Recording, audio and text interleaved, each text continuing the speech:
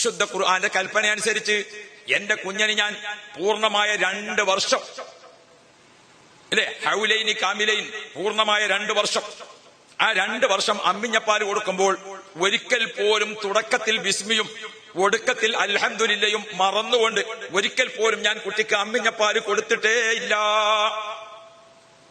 ഇമാം ഷാഫി റളിയല്ലാഹു അൻഹുവിന് ഉമ്മ അമ്മിഞ്ഞപ്പാൽ കൊടുക്കുമ്പോൾ എപ്പോഴും ബിസ്മി ചൊല്ലാതെ ഞാൻ കൊടുത്തിട്ടില്ല. കുട്ടി കുടിച്ച് പൂർത്തിയാകുമ്പോൾ അൽഹംദുലില്ല പറയാതിരുന്നിട്ടില്ല. ഈ മഹദികളൊക്കെ രേഖപ്പെടുത്തുന്നുണ്ട്. ഉമ്മമാര് വളർത്തിയിരിക്കുന്ന മക്കൾ, ഉന്നത സ്ഥാനത്തെത്തിയിരിക്കുന്ന ഉമ്മമാരൊക്കെ പറയുന്നുണ്ട്, ഞങ്ങൾ കുഞ്ഞുങ്ങൾക്ക് അമ്മിഞ്ഞപ്പാൽ കൊടുക്കുമ്പോൾ വലഭാഗത്ത് നിന്ന് തുടങ്ങിയിട്ടല്ലാതെ കൊടുത്തിട്ടില്ല.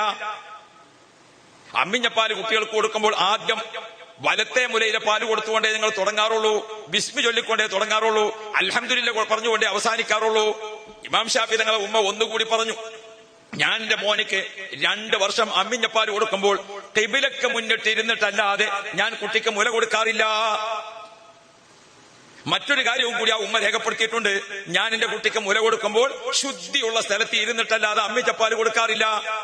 മറ്റൊരു കാര്യവും കൂടി ബഹുമാനപ്പെട്ട മഹദി പറഞ്ഞിട്ടുണ്ട്, ഞാൻ എന്റെ കുട്ടിക്ക് അമ്മിഞ്ഞപ്പാൽ കൊടുക്കുമ്പോൾ ഒന്നുവോട് കൂടെ മുല കൊടുക്കാൻ ശ്രദ്ധിച്ചിട്ടുണ്ട്.